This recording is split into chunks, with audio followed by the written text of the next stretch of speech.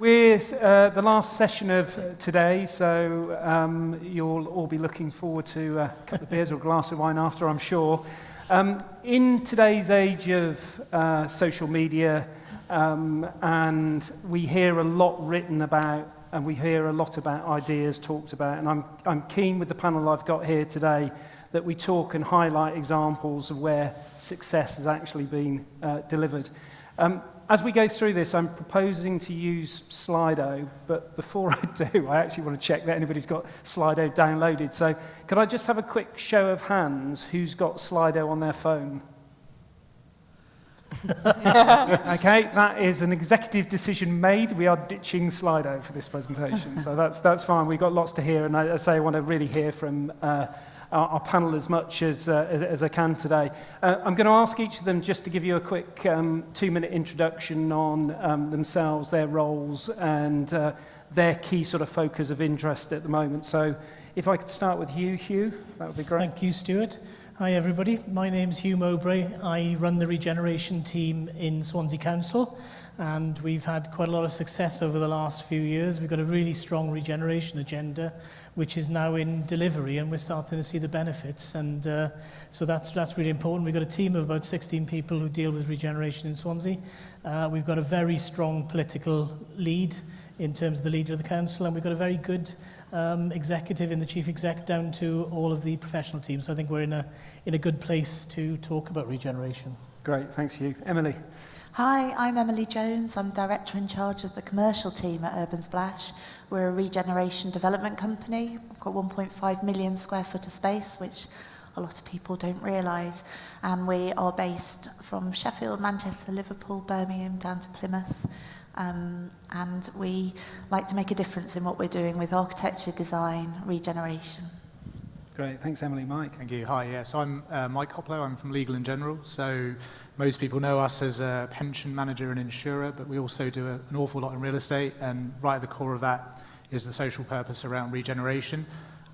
My sort of day-to-day role is I look after our joint ventures and partnerships. So you may have seen our one with Oxford University Development, and also in Sunderland as well on Riverside and Hillthorne.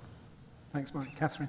Hi, so Catherine Russell, so formerly Head of Real Estate for the John Lewis Partnership, but now I'm leading the venture into Build to Rent. So for those of you that don't know what Build to Rent is, it's the professionalisation of the rental market. I best describe it as kind of hassle-free living, basically, so you can walk in and everything's included, from gym, Wi-Fi, private amenity, etc. We've got a vision of 10,000 homes within the next 10 years or so. We've just launched our first 3 sites, which is West Ealing, Bromley and Reading. So we've gone out with our first public consultation and hope to get into planning in the early part of next year. Brilliant. Thanks, Catherine. Thanks, everyone. I'm going to start the debate by talking around placemaking. And Emily, everybody's talking about placemaking. It's a very overused word right now. What does it really mean, and what makes a successful place? I'm with you on that. I think it is quite overused. I don't like to see it in bids with just tick box exercise, to be honest, and I think that is a little bit of what's happening. But for me personally, I believe placemaking is truly affecting people's lives, changing people's communities and hitting people's hearts. It's about having the right mix and embracing what is incredible about the site that you're working on, whether it's the buildings, the ocean, the canals, the water, and bringing in something that we all need, but leaving a legacy behind and touching people's lives, whether that's from a great blend of commercial through to the smaller occupiers that we might find. For me personally, during lockdown, a beautiful site down in Plymouth, which we spent 20 plus years regenerating. It's been organically growing. And actually, you could never have written on paper right at the outset, we are going to make this into a place. It's happened, and it's happened with ownership and love from the team that have been embedded in it. And when our fantastic customers like Wagamamas and Prezzo closed their doors, I still had my Jason from the World Swimming guys and Alex from the stand-up paddleboard team cycle around that site with GoPros on their heads, sending me little notes saying it's still alive, we're still here, the community's still coming down to see it. So I think it's everything combined that really truly makes a place, but something that really touches hearts. Thanks, Emily. One of our questions was going to be on Slido about, which of these particular uses has the biggest impact on placemaking. But I think Emily summed it up really neatly, and what we were hoping to extract from that question is that there is no one answer. It's a combination of things that make a place and give it its own identity. And in terms of looking at that a little bit further, Hugh, how do we actually work out what a place needs? That's a challenging one, Stuart. I think, in theory, the answer is you start from the LDP in some respects, but by the time you've got an LDP, you've been through such a long process out of date. So I think, there's a lot of issues in terms of, from our perspective, creating an evidence base of information, understanding the city in terms of how it can move forward. Public consultation and everything we do, we would significantly involve the public in that decision. And what do you want is the question in some respects. And working with the public, working with professionals, bringing in the right teams to work with us as a council, because we don't, we're a small place in terms of Swansea, so bringing specialists in, like we're working with Stuart, we're working with Emily, in terms of transforming the city centre. So it's getting the proper views and the proper advice then to take things forward as well, which is critical really to taking on board what Emily was saying about placemaking. Our strategies are very simple in some respects. It's just about footfall and generating people to live and work in the city centre and creating places where people want to live and work, and therefore sort of having the environment and having the offer of offices, workspaces, residential, etc. And that evidence base has been brought up in terms of what the needs are, what the gaps are, etc., in terms of how you would then start to build your city vision, really. And we've had two quite large pieces of work done in terms of strategic frameworks for Swansea. The last one we did was probably about 6-7 years ago, and I'm pleased to say that that has now about 85% been delivered. So that just shows you, if you do your evidence base, you have your consultation, you find out exactly what you need, what are the key interventions which a city needs to take things forward, and then get on and actually doing it and delivering it, and that's probably the most important stage then. Yeah, great, thanks. And Catherine, you've got quite a unique perspective on this. From you're working as a head of global real estate for John Lewis. I mean, what's your take on this from the occupier side?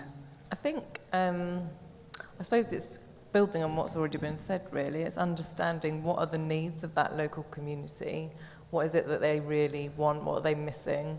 And then trying to work with everyone to try and find what is that use. And I think it's a combination of a lot of uses. It's not just one thing. You can't just rely on retail and there being an anchor and that's going to draw everyone. It's got to be a combination of things, which is why I think residential is becoming a much more interesting asset class in terms of regeneration. And I think one of the themes that's been running through today is, we see this, and I'm sure many in the room share the same views. This is a real generational opportunity to right the wrongs of the past, as it were, in terms of town centres and the makeup of them. I want to talk a little bit about repurposing and regeneration and what local authorities are looking for in terms of their development partners or investors. But where I'd like to start is actually, Mike, with you to get your perspective in terms of what the private sector is looking for in its public sector partners and what you're looking for that attracts you to a particular town or city. Yeah, sure. So I think we work all across the UK, and what I would say is that no council, no public sector partner is the same, but there are certain features and attributes that you can look to and say, actually, this means the chances of success or execution are more likely. So typically for us, we start with the people. Are the leadership, are the civil servants, are the planning body like-minded, coordinated? Can we work with them? Is the leadership strong? So clearly what we don't want to do is end up in a scenario where our investments become a political hot potato, because ultimately it's not good for our policyholders, it's not good for our investors. Then I think it's the infrastructure, and I mean by that is that a lot of regeneration needs infrastructure to happen. So I think we'll probably talk about it later, but in the case of Sunderland City Council, they recognise that the rail infrastructure, the internet connectivity, the 5G connectivity needed to be brought to the city and enhanced for it to become a truly modern city. So those are the sorts of ingredients that we look for. And then fundamentally it's the flexibility. So it's the flexibility to change over time. I'm sure in the last 10 years, this was a shopping centre conference and now it's a regeneration conference. And I think that tells you a lot about how much property moves. And regeneration is a generational process. Great, thanks, Mike. And Hugh, what is the role of the local authorities in regeneration, and what has Swansea been doing to take the city forward? No, that's really important for us. In terms of, we were looking for back in 7 or 8 years ago, we went out to the market to get a developer to build us a shopping centre, and we all know where that ended up, but I think from what that led to was the council having to make a decision in terms of, will it invest in its own city? Did it believe in its own city? We had a clear strategy, which I mentioned earlier, in terms of the Swansea Central Area Regeneration Framework, and the council made the brave decision at that stage, as there was no developers interested, to actually start the development work itself, and the council, with a city deal as well, has invested circa 200 million into Swansea. And some of the slides have been flashing past in terms of the arena, etc. So what we were looking to do is, what are the key interventions that a council needs to make to actually bring the private sector in as a second phase and the next phase of development? So what I say, the arena has been very successful for Swansea. It's not the prize. The prize is, what are the next stages of regeneration, redevelopment, which that can catalyse, and I think that's really important for us.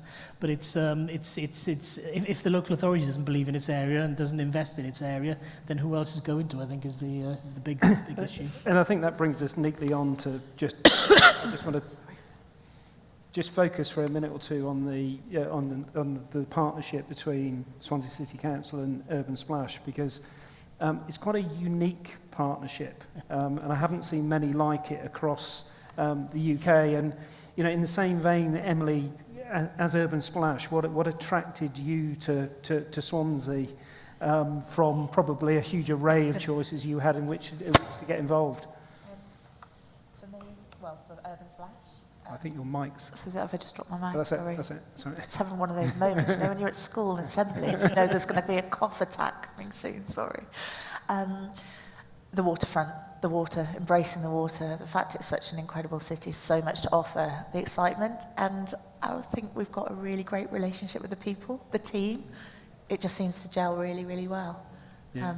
I think it's fantastic, isn't it? Because I think what struck me, Hugh, is it's a 20-year relationship across multiple sites, and it's an interesting alternative to the normal model, insofar as you've not got 7 different developers developing at 7 different sites where you end up getting quite a lot of crossover of product ending up on those sites. And we've talked in the past about should there be master plans, should there be vision plan, whatever there should be, but that approach to get that buy-in, there's a lot of trust there. So that process to select that partner, Hugh, how long did that take?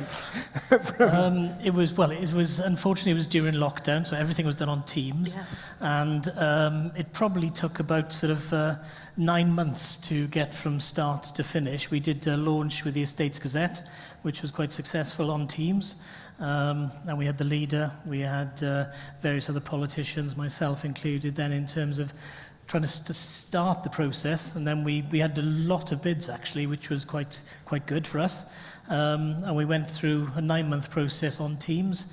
One of Emily's colleagues, David, I thought he was about 6'4", he's about 5'2" in reality. But I think it's what Urban Splash did, which was different to some of the other bidders, was they grew through the process. They started well, but they grew and grew and grew. And we had a real affinity with the team as well, and that's for me the personal side of this, in terms of being able to get it. It's a 20-year partnership, so if you can't get on with people, it's going to be a real issue. We didn't ask for any major master plans. We asked for we went out to 7 sites, as you say, but the agreement is for, and we can bring in any or subtract anything. So there's other sites we can bring over that period. But it was more about looking to get a clear idea of what the urban splash approach to these sites is, and they did produce a basic sketch or scheme for each of the sites, but that was testing them more, or all the bidders, to be honest with you, more on what their approach is, how they work together, how they worked with us, etc. And then that helped us make the decision in terms of who we selected. Yeah. And we selected the right partner, I think. I feel we all got to know each other really well through lockdown on Teams as well. Particular moments when children butted in, and it's great. Yeah, it's relaxed it, hasn't it, really, in terms of the relationships. I still think as we come back together, nothing beats that sort of face-to-face interaction now, does it? And Catherine, from your experience, across the John Lewis business, how do existing asset owners work better with the local authorities? We're just talking there about, a fresh new approach and a wide approach to town centre, but obviously we've got a lot of existing assets, whether they be department stores or shopping centres, where perhaps in the past there hasn't been the need for that relationship or partnership with the local authorities. So what do we need to do to improve that? I think it's understanding what is that collective vision for that location, understanding what is it, as I was saying earlier, what are the needs of that local area, understand the challenges that each party have and trying to come up with what the solution might be. And I think it's got to be a solution that has longevity to it and sustains beyond the people that are actually coming up with the vision. It's got to be something that actually is required for that local area. And I think if you can get the right people who have the right mindset in the room together to want to make a difference, then you're kind of halfway there. Yeah, brilliant. And Mike, we talked a little bit about the relationship with Sunderland and what attracted you there, but it isn't just about public and private partnerships. There are other partnerships, and I wonder if you just expand a little bit more on the relationship with Oxford University and the JV there. Yeah, of course. So the Oxford University joint venture really started out because there's a shift in educational within the university sector around for a long time. Donation money had been used to basically to fund new buildings. So often, if you go to Oxbridge, you will see that a lot of them have the names of wealthy sort of benefactors, sometimes oligarchs. That they wanted to change that because they realised that money was shifting and moving into other areas, into research. So you probably saw that INEOS had put 100 million into antimicrobial research rather than into the building.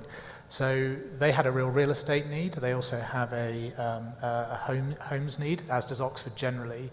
And so the university was looking for a development and funding partner. So the way that the relationship works is the university sets out its needs across its quite large land portfolio. And through our joint venture entity, Oxford University Developments, they come up with a concept solution. So it could be something like the beginnings of a master plan, such as at Begbrook, where we're doing 2,000 homes, or it could just be an academic building that they want us to deliver for them. And then we come up with a funding solution and a delivery solution, and then we work together to take it through planning. It's an interesting push-pull though, because we have to work with the academics in every field. So in terms of that consultation, Catherine talks about understanding what the partners want. I have a building which we're developing at the moment for the new Institute of Biology. There's 75 clients technically on that, 75 individuals who will have a say on how it's designed, how it looks, where their office is. So it's still got that relationship that you would have with a council and their stakeholders as well. Great. Thank you. And just, we touched on, a number of you talked about how important leadership is, and I wonder if I could just ask you each for a view on that. And when talking about leadership, it's not just leadership in the council or your joint venture partner, it's leadership within your own businesses as well. Because I think what's struck me about all of you and what you're doing, there is clear direction and a clear desire. You know what you're trying to achieve. So I wonder if we could just touch on that. And I'll start with you, Hugh, if I may. I think it's fundamental. Frankly, Swansea would not be where it is today if we didn't have a very strong leader who was very driven and a very strong chief executive and an officer team. And those people working together have got Swansea to where it is today. And I think that is absolutely fundamental. Without leadership, you're rudderless, and that's the truth. That's the truth of the matter, I think, is simply. I should have said also this is a good plug for promotion as well, isn't it? This is recorded. But Emily? I think leadership's really, really important for me. It's about empowering my team. Empowering my team to take ownership. Without ownership, you definitely don't have a place, and you have to get under the skin and love it and know that you have the opportunity to make a difference and to go forth and do it. And also lead our customers. We've got 500 customers within our commercial portfolio, and leading them in the same direction and knowing that they are very, very important to us, I think, is fundamental to all development and regen. Great, thanks, Mike. Yeah, so, I mean, I think with L&G, I think one of my colleagues kind of put it best when we were getting into Oxford. So they said Oxford's got a population of about 150,000, and we've got 100,000 customers in Oxford. So, and actually we tracked that around all the cities that we invest in, but I know that statistic the best. The point being is that that's people's pensions. So the way that our leadership looks at it is that we're taking the profits from those pensions and we're putting bits of it back into those economies, because fundamentally if those economies are thriving, those microeconomies, those people are doing well, they're servicing their pensions, and it is a truly circular economy is the idea. And then it moves on to what are the other needs. So that's how we ended up in housing, in later living, in affordable homes as well, because we're looking for other opportunities to strengthen those communities and also make a return for our shareholders. Great, thanks. Catherine? Yeah, I mean, it's a big question given the current landscape, but I think from my perspective, leadership, having a vision and then ultimately having the backing. I mean, I've had the backing from the partnership from day one with what we're doing, and that has enabled me to, I suppose, move at a pace that I've never been able to move at John Lewis. We're probably known for being quite a slow animal, but I have to say on the build to rent side of things, we are, I describe myself as in a speedboat along the tanker of John Lewis. But yeah, definitely leadership and a vision, backing.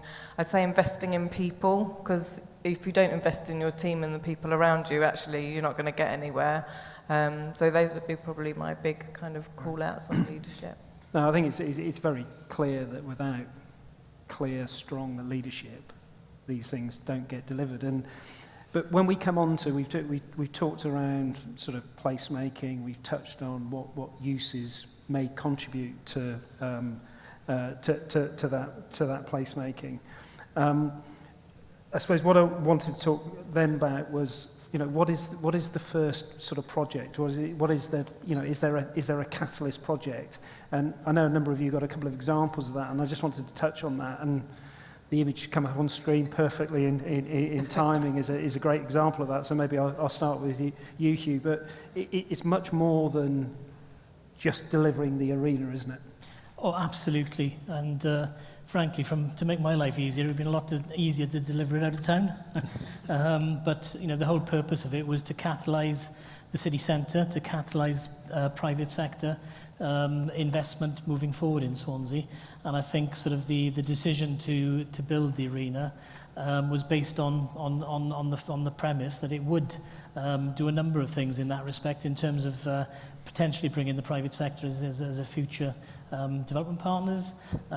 It would catalyse the city centre, and that's not only sort of the immediate environs, but everything. And that's proved to be true, because the businesses are reporting significant increase in trading as soon as the arena opened in terms of the events. And we've got Ambassador Theatre Group as the operator for our arena, and they're going to have by maturity over 200 events per annum, which is not only sort of theatre, music, comedy, it's conferencing as well. So it's generating a new use for the city centre, because we didn't really have a major conference centre before.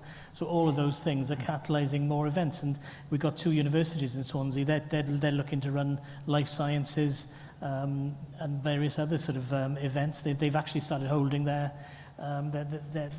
ceremonies in the arena as well. So it's done a good job for that.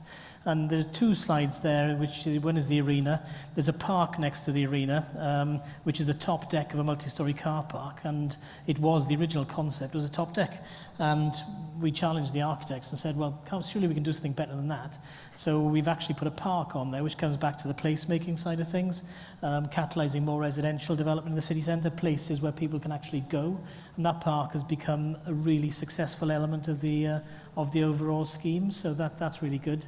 The other image of the office block, which we're showing here, which has got sort of trees at every level, going back to the last session, it's very sustainable, it's very COVID resilient, it's got two cores, it's got, all the agents are telling us, don't put any balconies on it, that's just frivolous, which we ended up putting balconies on the south facing. You can actually have meetings outside, and it's a really nice environment. So, and that is going to catalyse an office sector in the city centre for us, which we're working with Stuart on for more offices, because well, we were discussing it earlier. There was an enterprise in Swansea which sucked out all the offices for 30 years from the city centre.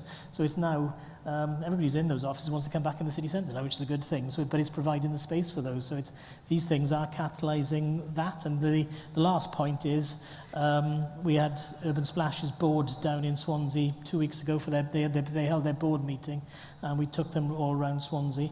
And Tom Bloxham was saying, well, one of the reasons we were interested in bidding for Swansea is because we could see what you were doing and the arena was actually happening. So it just shows, and the PR and the profile of Swansea is now significantly higher than it ever was pre the arena being delivered. So it's got a number of benefits. And I think then coming to Sunderland, Mike, I think Sunderland is interesting when you talk about what is the catalyst there. I personally, I see the catalyst in Sunderland not just being the new civic hub, but legal in general getting involved as well. So you've got evidence of something being physically delivered in the town centre, but you've also got one of the UK's biggest investors coming in and showing confidence in the city centre. Yeah, it was. I think we sort of have to roll back to where sort of our imagination was captured in Sunderland, because it was definitely, it was definitely one of the more prolonged conversations that we had with our investment committee and board. But I think it was the courage of their conviction. So when we first went up Sunderland, some of those who know the city know that there was the Vaux Brewery right by the River Wear, landlocked for a long time by Tesco. So I guess there's a bit of a retail link there. But basically, they'd finally managed to take it back and had built a single office, 60,000 square feet in the middle of it, and they'd let it to Ocado, and they'd moved the rents on in the city markedly. And I think we sort of stood back and we thought, well, actually, if we take a look at the courage that they've had to do that, the quality that they're looking to achieve, the fact that there's 300,000 people in Sunderland, but only 3,000 of them live in the city centre, the office accommodation, similar to Hugh, in the outskirts city centre is now dated, and where are those tenants going to go? There's actually a story there that you can start to see a growth picture. You're not going to look at backwards-looking data and say, well, actually, that's going to tell me all I need to know about what the future's going to look like. You've got to take a view. And so because we were able to work with the council on funding City Hall, that gave our board confidence that we could take forward speculative office development, and then off the back of that, we've then delivered Hillthorne Business Park and continue to look at other things. So it's been a journey of success leading to success, an opportunity leading to opportunity, but ultimately it's been by the courage of the conviction of the council, and actually the fact that story is playing out with and I think that in itself gives the market confidence when you're saying this is what's going to be delivered next. Yeah. If you're already delivering things, then there's confidence and there's credibility in that. And Emily, from a Splash perspective, it feels like I'm saying you've got a long history of doing this now, but Urban Splash is synonymous with going into and regenerating or repurposing buildings with clear evidence on the impact of that area. And I know Tom and Jonathan have been doing it for 20, 30 years. It's not a new thing to them in terms of repurposing. No, it's not. And I think it's fundamental, our relationships with councils down in Plymouth, with Plymouth City Council, Royal William Yard. It's been a really, really good case study, I think, of where that's been exceptionally important. And I think, yeah, we've been doing it a long time, but it never feels that easy. Every site's challenging, every building's different, and again, just touching on Royal William Yard, 15 plus grade 1 star listed buildings on a monument, from a monumental point of view, same as Stonehenge. It's been massive. It takes blood, sweat and tears, and you're right, that scheme alone, we've been on 20 years now, and it all comes with challenges, but working with great architects and great occupiers, I think. And I think that's the theme I'm sensing here as well, is that you've got to live and breathe these things as well, Yeah. and you've got to live and breathe them for an amount of time to really understand and get under the skin of a town or city centre. We've talked about a couple of different uses there, and Catherine, from your perspective, what role does residential play in regeneration? I think it plays a huge role. I mean, I think it brings a diverse and vibrant community to that area. Some of the sites that we're looking at the moment, they've got residential there, but we're thinking about, how do you bring that community that's already there inside to the one that we're trying to build as well. And it's about taking it on to the next stage, really, looking at back to your point around catalyst, what is the catalyst for regeneration? Residential, I think, actually has a huge part to play in all of that. And staying on the residential for a moment, tell us a little bit more about why you created the BTR platform and what are the benefits to the business? Why we created it was, I suppose, like a lot of us probably in this room today, we've got a lot of assets, retail assets that are oversized, no longer required, or we're not maximising the value from our estate. So we started looking at what could we do to maximise the value out of our estate. We started to look at being the operator for build to rent, given our kind of ethos around service, trust, etc. from a partnership perspective. I have to say, quickly concluded that there wasn't enough money in that route alone.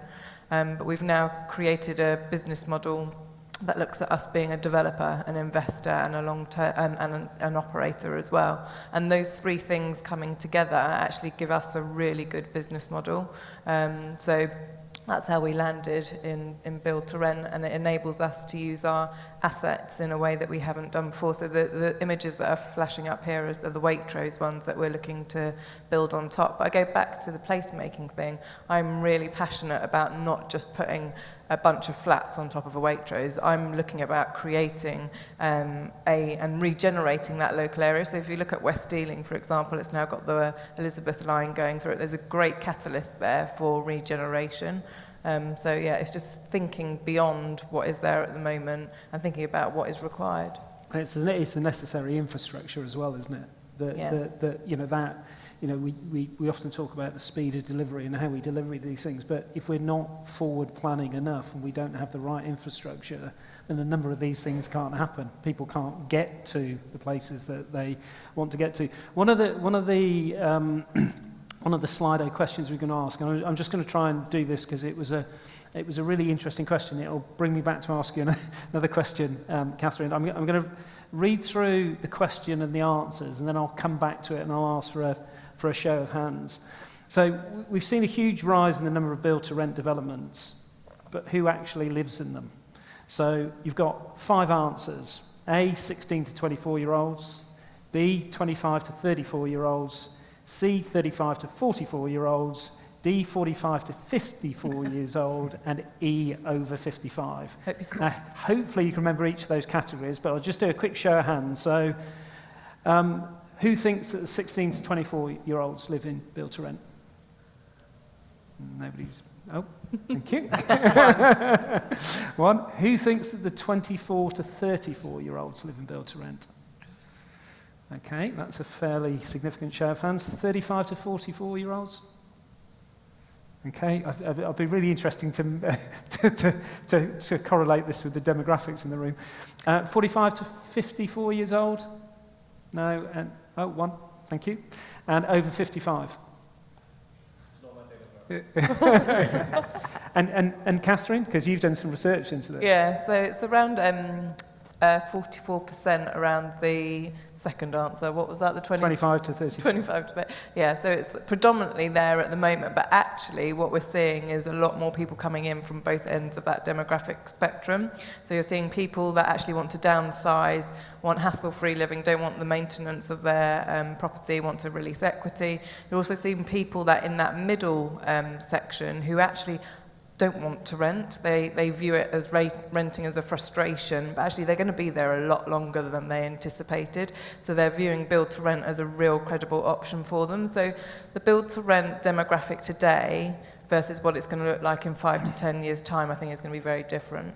Right. Which goes back to the kind of catalyst around what you need to bring to ensure that actually regeneration doesn't just fit one demographic, it fits a whole spectrum. And I think that's a sort of key question and conundrum always on these is how do we build the right balance of residential accommodation, whether it's it's affordable housing in the traditional sense, it's affordable for key workers or young professionals, and then what have we got in terms of later living? And we've seen a lot of new product coming out in the market over the last sort of 5 to 10 years. But I wonder if I could just get a quick view from each of you on that, because I think it is a real challenge for towns and cities to get that balance right. So I will start with you again, please, if I may, Catherine. So, I mean, I think there has to be a different number of solutions to the housing crisis. There isn't enough housing full stop in the UK. I think it's something like 330,000 per year that we're surplus in delivering. Build to rent is a very small proportion of one of the solutions. It's got to be holistic. I know everyone always kind of diverts towards it needs to be more affordable housing, but actually it needs to be a good equal spread across everything. So I think we will start, there's only 30,000 build to rent or so units there today. That is going to grow exponentially over the next 10, 15 years. But I think every other part of the residential market needs to grow at the same rate. And actually that's reminded me of another question actually, because I know you've been over to the States looking at what they do over the States, and what are you seeing as the model there or learnings from what we're seeing in the States, because it's a little bit further advanced, isn't it? Different market, but what are the sort of main takings? So the US market, I mean, they're kind of 10, 15, 20 years ahead of us, and the build-to-rent market there is very, very amenity-driven. So there was a scheme I went into where I didn't feel like I was in a home, I felt like I was in a leisure centre. Literally, there was a basketball court, a climbing wall, a games room. I mean, it was all about the sale, so you take people around, it looks amazing, but the reality of people actually using all of that amenity is very low. And when we walked around, people weren't really utilising it. I mean, I loved looking at the spa as I walked through it, but the thing that actually activated the amenity space is where they put things like catering, food and beverage, brought people in, and there was a real buzz around it. So when I'm thinking about what we're going to design in terms of our build-to-rent schemes, it's thinking about how we activate the space and make sure that actually the whole scheme itself works together, which is why having a Waitrose on the ground floor, thinking about a cafe, etc., bringing something holistically is interesting. But yeah, the US market is very different to here. I think we'll save that for another time, then, shall we, and go into a bit more detail on that. Emily, what I love about the stuff that Splash do is, you touched on earlier, it's not only the repurposing of buildings or severing buildings together, but there are a couple of developments you've done where essentially you're creating new villages, almost. Yeah. So I wonder if you could just... New Islington in Manchester is probably a really great example of that. And also closer to my home is Port Loop in Birmingham, where we've got 42 acres of a nice site surrounded by canals, and bringing in modular homes and also repurposing of old factories within there, and making sure that it's from our point of view bringing in families from young all the way through to later life, and communities and ethnic communities where you may have a whole family living together, making sure that it's accessible and open and that we're providing for all.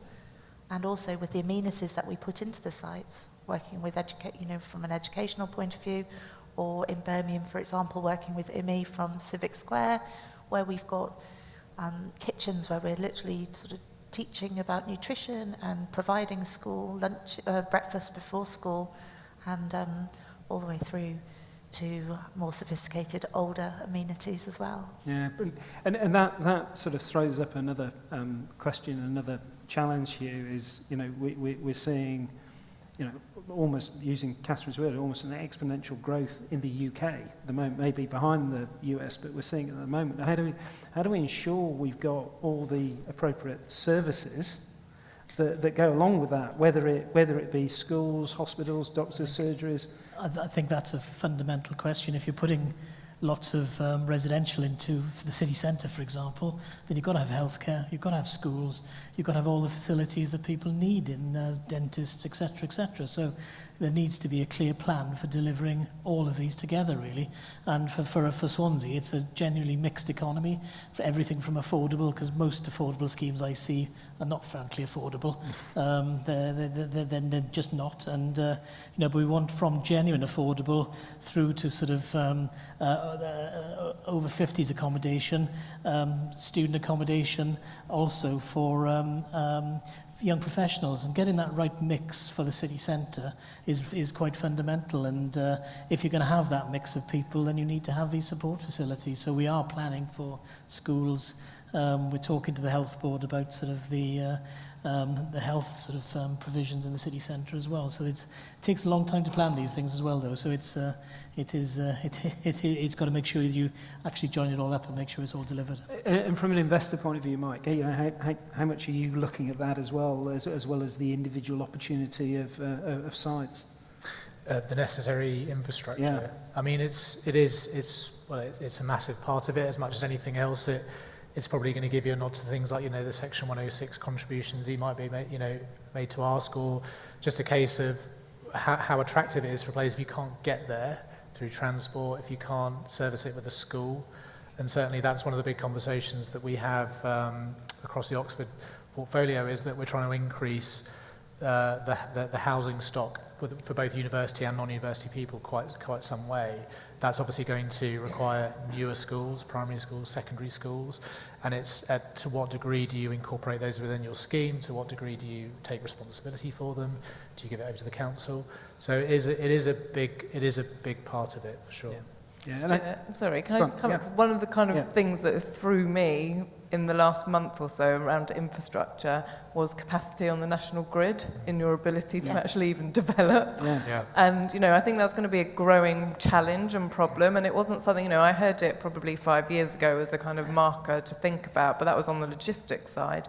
Now I'm really facing into it on the residential side and my ability to actually develop on the programme I wanted to. And so thinking about the impacts of all of those type of things, and actually have we got the infrastructure, not just in terms of services, but, the things behind the scenes to actually enable us to develop in the time frame we need to. And it's the time that it takes actually to get those things in place. I think about every development I've been involved in the last 15 or 20 years. Most time delays have been through diversion of services or the requirement for additional power or something else. And that, is we've been talking about, and we all know we've got a energy crisis at the moment. It's going to be an even bigger problem. So it's interesting to hear that, and I haven't heard that come up in much debate, but it's clearly, I suspect we're going to hear a lot more about that. And that brings us on quite neatly to talk just a little bit about, I haven't got a lot of time to talk about it, but a lot about viability, because we're talking about all these things and all these things happening, the need for these things, but how do we make them viable by getting the right balance of uses we want, and who ultimately pays for that, and what, it's not just the role of local authorities. Hugh, I'll probably come to you first, but it's how the government might support that. I'm not going to go too much down a political route here, but more in terms of government support. We've heard the government announce these new investment zones, but we've had a plethora of different sort of grants and opportunities to get money over the last sort of 10 or 15 years. How important is that? I mean, you've got an interesting perspective as well, because there is the ability to work with Welsh government as well as UK government. No, absolutely, and we have got a low rent economy in that respect. So offices, retail is quite low in Swansea. So viability is a genuine issue in terms of delivering things. We've just we secured a city deal about 5 years ago, and the city deal put quite a lot of money into the arena and into the office block, because that's not a viable proposition. The office block is starting to move the needle, as was mentioned earlier by Mike, I think, in terms of the rent. So we've gone up about £2.50 a foot, which is a major step change for us, which is good. So that is a joint UK and Welsh Government initiative in terms of the city deals. We've got a levelling up bid jointly with Urban Splash at the moment, and who knows what's going on with that, but I really hope that it does come to fruition, because it's got all the right ingredients in terms of we've got partners, we've got occupiers, we own all the land. It's ready to go. It just needs that little bit of funding to make it work. So hopefully that will do it. But as you said, Welsh Government is a really good partner for us. We're very close to Welsh Government. We've got we can speak to the ministers. They're very accessible. The leader has them all on speed dial if we've got any issues. And it's something which is fundamental. And they've got, I have regular meetings with the regeneration lead in Welsh Government, and they've got something, it's not huge money, but they've got something like 42 million a year for Wales at the moment. And what we're very good at is spending it. And lots of other councils in Wales, they don't have the projects to do it. And that's a function of the towns and cities, really. And it's easier for us to spend in Swansea. So we can soak up a lot of this money, but it's a challenge, but there's always a solution, I think, is the answer to that. I mean, you've got to just work at it and find that solution. Yeah. And Mike, what would the investors' take on that be?